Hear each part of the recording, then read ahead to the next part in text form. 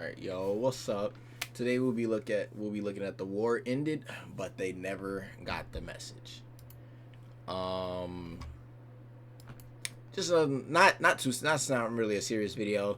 It's another one of the statement videos. I wanted to do another one, so this one just happened to cross my feed before I went to go look for it. So yeah, let's get into it. Let's start with the unbelievable and work our way towards the ones that shouldn't even exist. Number 3, the soldier who kept fighting after it ended. Okay, now if this is the one I think it is, I do think I know this one, and I remember that it like came out later, like I forgot, like 20 years or so. I don't remember that he was still thinking that the war was still going on, which is crazy. The war ended, there was one soldier who stayed behind, and no one knew why. The year is 1945. Germany and Japan had just surrendered, marking the end of World War II. Troops from around the world were returning home. Yeah, I think this is a Japanese soldier, I think. Reuniting with their families. But deep in the jungle of Morotai Island in Indonesia, a group of men from the Imperial Japanese Army never received the message. The last order they were given was to fight it out, and with no way to communicate, they did just that. The island was occupied by the Allied forces who routinely did land sweeps, but every time they got close to the Japanese unit, the men began to unload their magazines. The Allied... It's crazy, like I couldn't imagine going to war and then not getting a message that it's over. I would have, and especially if it came back and be like, yeah, the war ended a few years ago. I'm gonna let you know you just started another one right then and there, bro. Because what do you mean it started a few years ago? Nobody came. Forces yelled at them to stop fighting since the war was over. And where's the families? Like, did the families not request to see what happened to their peoples when they didn't come home? But the Japanese unit thought it was a trick to get them to surrender, didn't think nobody so would, they like, continued fighting. Months would go by, and with many gunfights, the unit began to lose men. Many were killed in combat, others were captured, starved, or died from disease, while some were consumed by fear and fled deeper into the jungle to never be seen again. Eventually, the months became years, and their numbers dwindled down to just 12 men. One day, the men came across leaflets that had been dropped from planes, stating that the war was over. But yet again, the men thought it was another trick and No. It literally. Okay, I gotta admit, it is paranoia because I couldn't imagine getting tricked like that. But, and I do believe that is somebody would end up doing that. But bro, come on, bro, no. dismissed them as propaganda. Over the years, the men continued to see warplanes. Propaganda? What propaganda? That the war is over? Who does that say propaganda for? But you know, alright, bro. It's alright. In the sky, and with so many of them flying overhead, they knew they had made the right decision, as it was clear that the war was still ongoing. But little did the men know, the Indonesian Air Force was nearby, and the pilots were simply practicing. After 12 years in the unbearable jungle, one of the men decided to leave the unit and flee further into the wilderness. Some say the men... How do they still have ammo? I just thought about this. How do they still have supplies? Gear is going to years. Were they really stocked up that much when they didn't hear any other orders for a cool minute? Had tried to kill him, or he simply thought he was better off alone. This man's name was Teruo Nakamura, a man who by all accounts was already dead. As Nakamura ventured deeper into the jungle, he settled on a plot of land, built a small hut, and planted sweet potatoes. He spent his days fishing and cooking his catch in the dead of night, so as not to alert the enemy with the smoke of his fire. He spent his night staring up at the moon, wondering what his family back home was doing. He continued to live the same day over and over again. And even more years would pass him by. Hey, that just also goes to show people got loyalty like crazy, bro.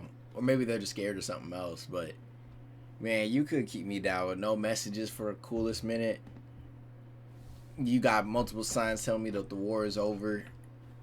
Hey, you have me sit what spot, bro? Little did he know, he was the only Japanese soldier left on the island. His fellow soldiers had died or left the island long ago. Yep. So it is believed that a pilot flying over the island saw a small area that looked flat and seemed to be inhabited, so he reported the coordinates to the Indonesian authorities. A day just like the thousands of days before it. Nakamura was barely surviving when out of nowhere he heard something in the distance.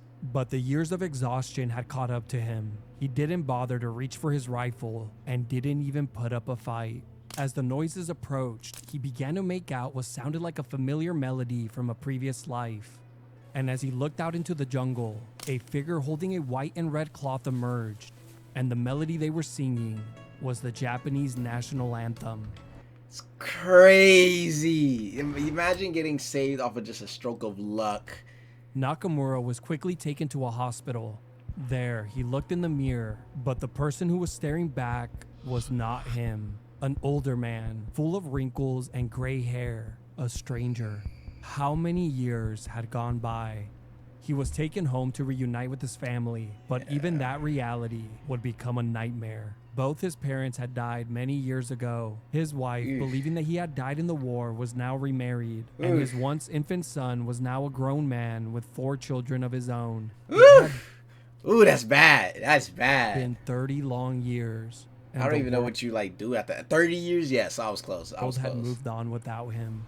This picture was taken just moments after he had returned home and learned the heartbreaking news. Seeing the situation, his wife's new husband offered to move out of the home to let the couple reunite. But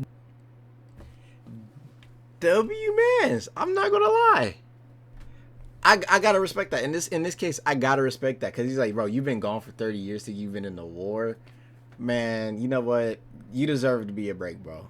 Nakamura refused the offer so as not to cause chaos to the family. He settled into also for both of them. an apartment I nearby can respect. and was just happy he could visit them often.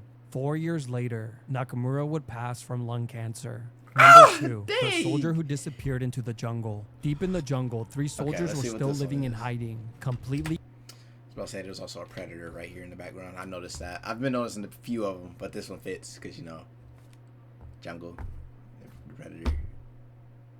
Anyways, let's cut off from the world. One of them was Soichi Yokoi, a soldier stationed in the island of Guam during the war. One day, Allied planes began flying overhead, dropping thousands of bombs onto the island. The attack was relentless, killing many of his fellow soldiers and destroying their equipment and supplies. Is this still during After World War the II? attack, American forces swarmed the island, and a death. Okay, there's just so much kind of going on in this image alone that I just gotta point it out. I'm seeing 2 different types of trees. Then I'm seeing these happy ass clouds. And then you got stick soldiers, which is what we're here for. The stick soldiers, you know. One shooting a water gun with stitches. I guess after war you ain't gonna look completely in one piece anyways. But you also got his teammate shoot him in the foot. And then you got toy soldiers shooting back at. There's so much going on in this one picture. Battle broke out. Thousands of men were either killed in battle or captured, with only around 100 Japanese soldiers surviving the onslaught. Yokoi and 9 of his fellow soldiers just barely managed to escape with their lives and headed deeper into the dense and unforgivable jungle. For the next few days, the men moved around endlessly to evade capture, surviving off their rations of food. But eventually, their food ran out, and in a desperate attempt to survive, the group of men separated and broke off into smaller groups. Yokoi and 2 other men, Mikio Shichi and Satoshi Nakahata, were one of those groups and continued to travel further into the jungle. Once they were deep enough, the 3 men built underground caves for themselves, which they hid in during the day to avoid capture. Minecraft. Then survived by hunting and eating poisonous frogs, rats, bugs, snails. If they're poisonous, why would you eat them? Like, do they know it's poisonous, or they just desperate? Fruit and anything they can get their hands on. At least this miserable existence went on for months, and then those months turned into years. One day, the men came across leaflets laying on the floor. No, we're not doing this again. I started to think, it's just a bro. Stating that the war was over. The men all agreed it was propaganda. Why does everybody think it's propaganda? For who? To lure them out of hiding to be killed or captured. So they remained in the jungle. The men alternated every few days to visit each other in their caves, passing the time telling stories, joking, and fantasizing. And why do these people not have communications, bro? About all the things they would do when they finally returned home. These stories went on for years, and soon, time itself became a blur. One year, a massive typhoon hit the island, destroying much of the vegetation and making finding food nearly impossible. For the next couple of years, the men were struggling to meet their nutritional needs and were barely surviving. The men were set to meet as they usually did every few days, so Yokoi crossed a small section of the jungle to visit his friends. Once he had arrived, Yokoi dropped down into his friend's cave, but what he found was nothing he could have prepared for. Inside that dark and isolated cave, I will say it is kind of cool how they built their own like caves and make other like their own like homes and stuff. I think that's cool. lay Shishi's lifeless body. Turned on its side, it was clear he had fallen asleep, but his body had finally had enough. Caught up in the horror, he ran through the jungle straight to Nakahata's cave to tell him. In a panic, he dropped down inside, but before he could speak, There's another he one. saw it. Nakahata's body, also laying on its side. He had died as well. The death of both his brothers hit Yokoi extremely hard, and he went days without eating or sleeping, later stating that he felt the warmth leave his heart that day. For the next few years, Yokoi lived alone, growing more Well, to be fair, I mean, y'all had y'all chance. Not to be like sound so like, what's the word? Well, basically, it does not sound like I lack empathy or anything, but like, bro, this is the second time people fell for this. The war is over, and they think it's propaganda. paranoid as time went on, yet continuing to survive off the land, eating whatever he could find and only moving in the dead of night, carefully erasing his footsteps. One day, Yokoi got very sick in the jungle and was certain he would die from it, so he went in his cave to lay down and die. There, at least he knew the enemy would never find his corpse. But to his surprise, he woke up the following morning still breathing. The years in complete isolation continued. Bro, the power that this one person is going through alone to keep doing it. It's not saying like the same person didn't do it, but it's just like, dang, man, you thought your life was over, and God told you, nah, keep going. You don't end here yet. But eventually, Yokoi's luck finally ran out. One Oh, day, he never headed mind. down to a nearby river. Never mind. Oh, did he drown himself? Or Shocked to encounter two enemy soldiers from the Allied forces. Knowing that he had been discovered, it would only be a matter of time before he would be captured and killed. So he decided to catch them off guard and kill them before they...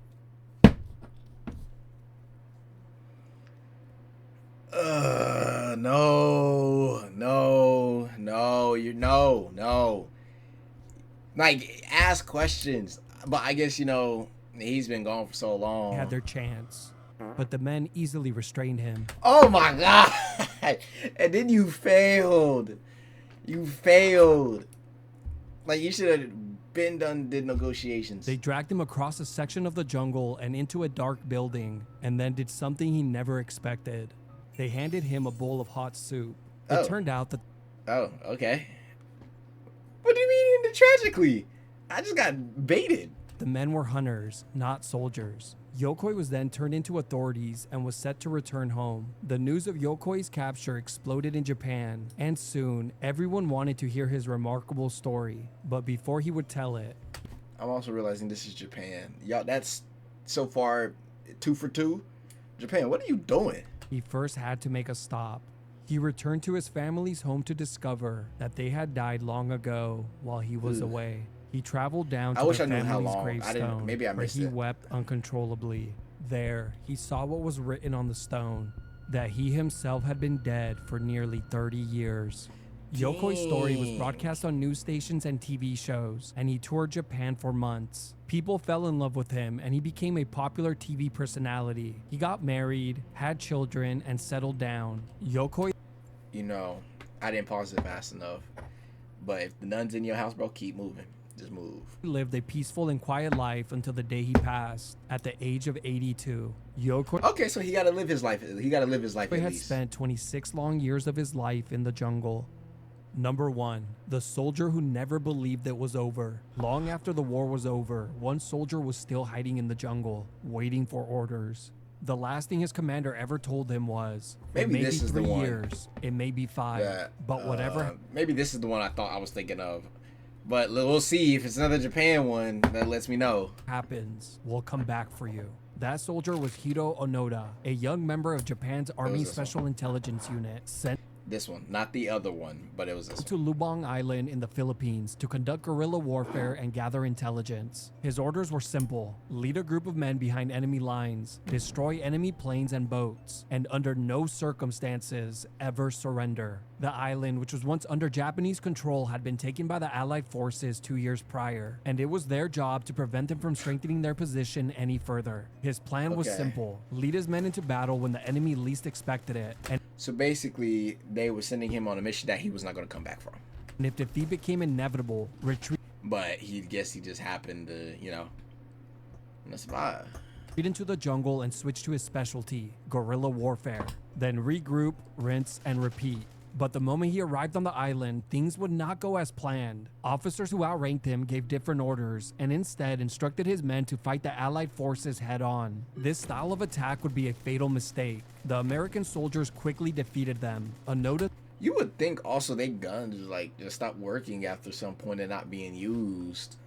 If they haven't somehow magically ran out of bullets. saw that defeat was inevitable, but only managed to order 3 of his men to retreat into the jungle in time. The men worked their way deep into the jungle, pushing further in day after day. Their goal was to reach a Japanese camp that was over 9,000 feet in elevation at the top of a mountain. Once they arrived, the men were happy to find Japanese soldiers there, but their joy wouldn't last long. During the night, the camp was attacked by Filipino soldiers. He hasn't even got stuck yet, and it's already showing how, his is wild. And the entire camp and many soldiers were set ablaze. Onoda and his men once again fled deeper into the jungle. By this point, the men had gone through their entire rations of food and were scavenging the land for fruit and water just to survive. As they made their way through the jungle, the men came across the corpses of fellow soldiers, men who had fled the battle long before they arrived, only to perish in a foreign land, their remains swallowed and erased by vegetation. Months would go by, and the men continued to move. That's tough. Hey, that's your warning sign, bro. Turn back. Turn back. But one day, while the men were searching for food, they came across 2 local villagers. So Onoda and his men quickly held them at gunpoint. The men, scared half to death, muttered the best they could: "The war is over." But seeing that they were not soldiers, they let them live.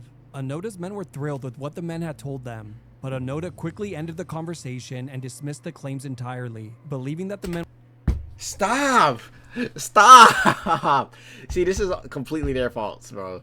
This is completely their faults. But were so scared that they would have said anything not to be killed. You know what?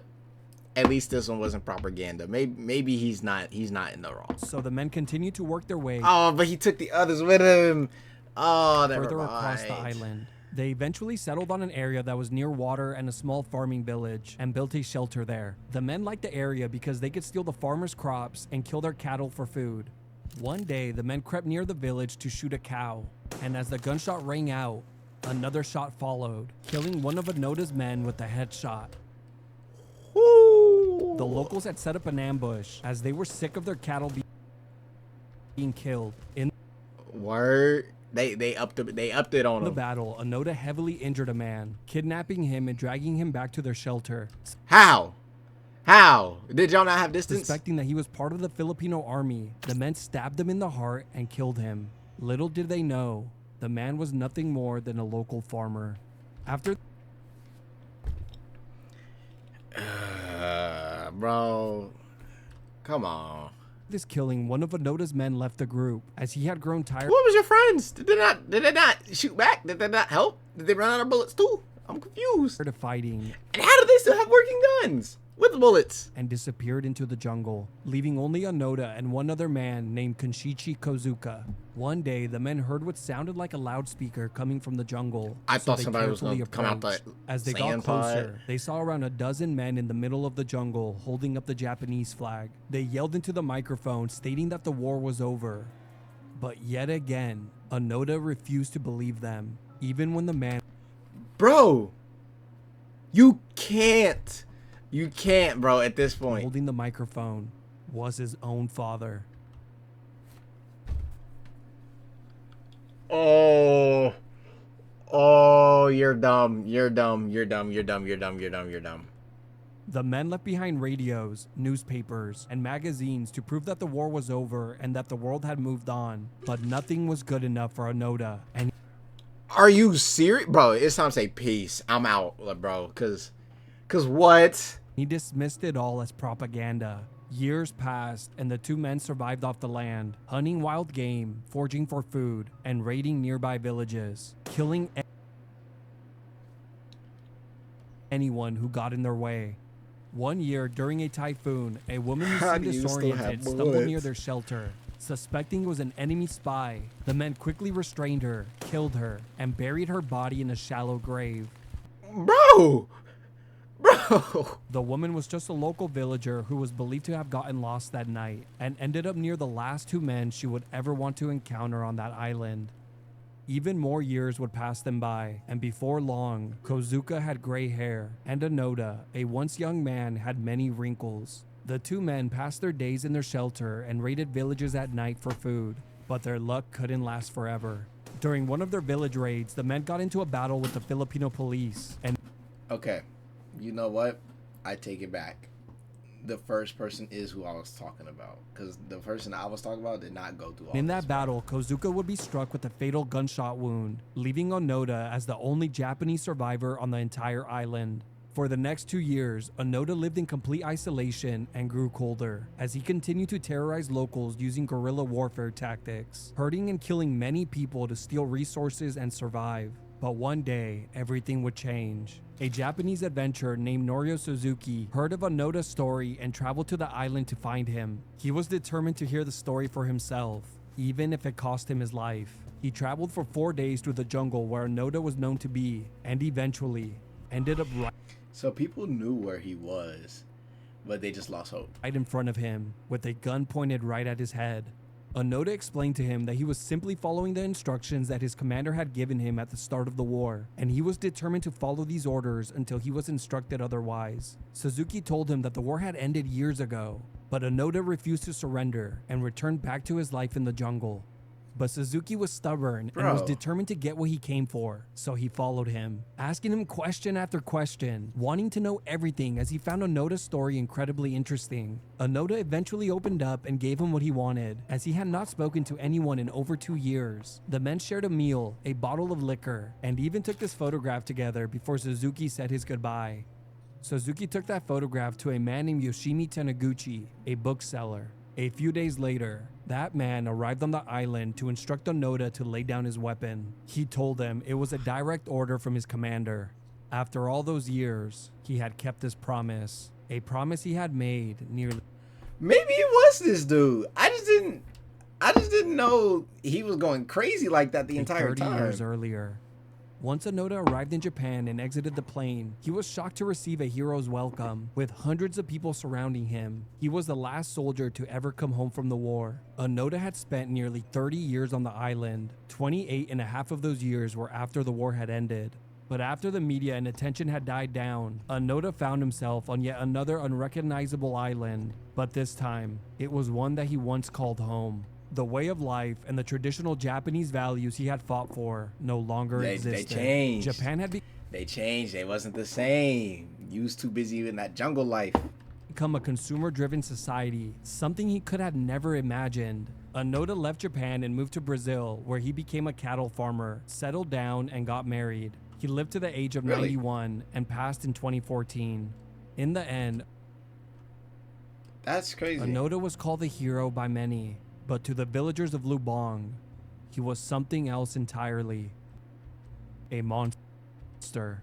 They claimed Onoda and his men killed over 30 villagers during their time on the island, but the true number will never be known.